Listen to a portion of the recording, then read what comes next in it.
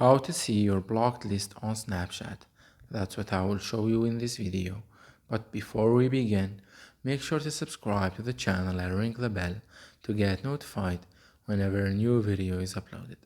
With that said, let's get started. So go ahead and open up Snapchat, and once you do that, you want to click on the Bitmoji or avatar at the top left corner. Then click on the settings gear icon at the top right corner of your screen.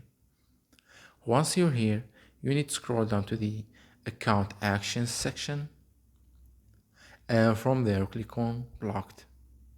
And here you will be able to find all of the blocked account on your Snapchat, and you will be able to check and see all of the people that you have blocked in one place.